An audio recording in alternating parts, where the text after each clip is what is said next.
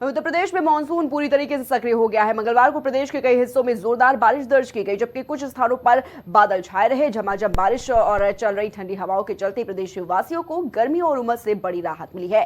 मौसम विज्ञान विभाग ने आज यानी कि 3 जुलाई के राज्य के कई जिलों में भारी से बहुत भारी वर्षा और वज्रपात की चेतावनी जो है वो जारी की है। ये पूर्वानुमान उन सभी जिलों के लिए है जहां पर पिछले कुछ दिनों से बारिश का इंतजार था या जहां पहले से ही सक्रिय मानसून चल रहा है। लोगों को सलाह दी गई है कि वे आकाशीय बिजली और तेज बारिश के दौरान विशेष सावधानियां बरतें, क्योंकि यह अवधि मौसम की दृष्टि से काफी सक्रिय रहने वाली है। वहीं मौसम विभाग के मुताबिक बुधवार को भी कई जिलों में तेज बारिश और गरज चमक के साथ बिजली गिरने की संभावना जताई जा रही है। झांसी, प्रयागराज और जिलों के कई भारी से भारी बारिश का ऑरेंज अलर्ट इन जिलों के लिए जारी किया गया। साथ ही वाराणसी, बलिया, कानपुर, बिलासपुर और इटावा समेत कई जिलों में बिजली चमकने और भारी बारिश का येलो अलर्ट घोषित किया गया है।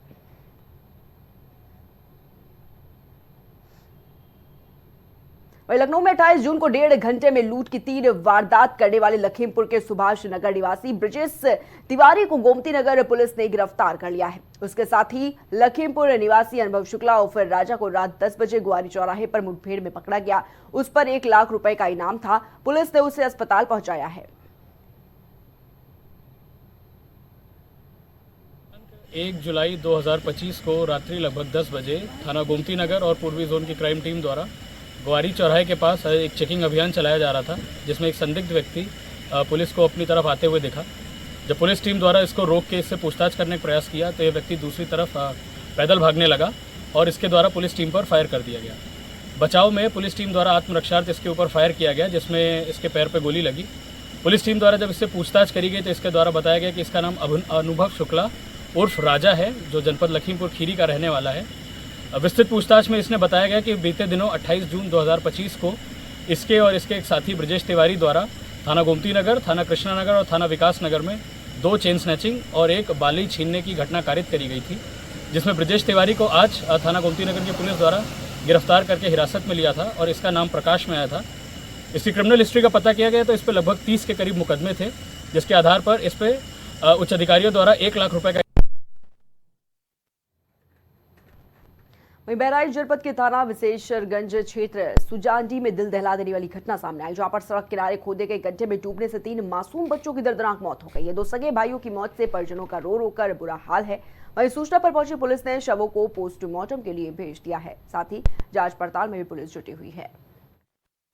विशेषरगंज में गाँव है सुजानडी, वहाँ पर नहर पटरी का चौड़ीकरण हो रहा था, तो उस पर मिट्टी डाली गई थी और उससे जो गड्ढा बना था उसमें कल बारिश हुई थी, उसको पानी भर गया था। पुरैना बाजार के 3 लड़के जो नाबालिग हैं, एक की उम्र 10 साल है, एक 8 साल, एक 6 साल, वो नहाने गए थे।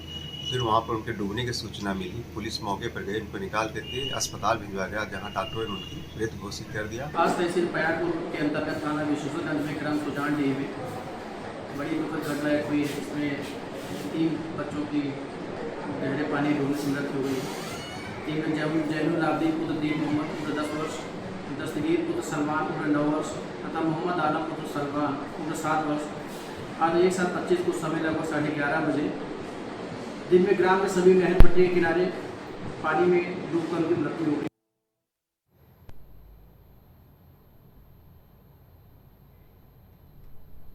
शाहजहांपुर डीएम धर्मेंद्र प्रताप सिंह ने पुवाया तहसील में गंभीर अनियमितताओं को देखते हुए बड़ी कार्रवाई की है। तहसीलदार अरुण कुमार सोनकर पर आरोप था कि उन्होंने अपने स्थानांतरण के बाद भी बेनामों से संबंधित 12 फाइलों के प्लेन पेपर पर हस्ताक्षर कर आदेश जारी किए थे। इसे गंभीरता से लेते हुए डीएम धर्मेंद्र प्रताप सिंह ने तहसीलदार सोनकर सहित अन्य अधिकारियों के खिलाफ एफआईआर दर्ज करने के जो आदेश हैं वो दिए हैं।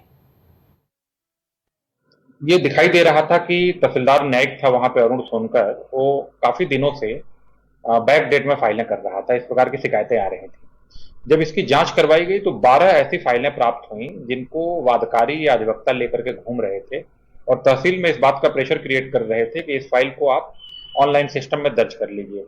उसके बाद इन सभी फाइलों को इकट्ठा कराया गया, उनकी जांच कराई गई। फिर तहसीलदार अरुण सोनकर को बुलाया गया तो उसने स्वीकार किया कि यह मेरे ही सिग्नेचर है, जबकि वो सादे पन्ने पे सिर्फ 4 लाइन का एक टाइप आदेश टाइप का है और बोर्ड के प्रॉपर आदेश हैं कि ऑनलाइन पोर्टल पे जो आरसीएमएस पोर्टल है उसी पे आदेश जारी किए जाएंगे। ये सारी चीजों को न करके केवल भ्रष्ट आचरण के द्वारा इस प्रकार के कार्य किए जा रहे थे। तो इसमें कार्रवाई करते हुए तहसीलदार को सस्पेंड करने के लिए मेरी ओर से रिकमेंडेशन बोर्ड ऑफ रेवेन्यू को की गई है। साथ ही साथ इसमें जितने भी वादकारी लाभ लेने वाले लोग हैं इंक्लूडिंग तहसीलदार, सभी लोगों के विरुद्ध गोयां थाने में एफआईआर दर्ज करने के निर्देश दिए गए हैं।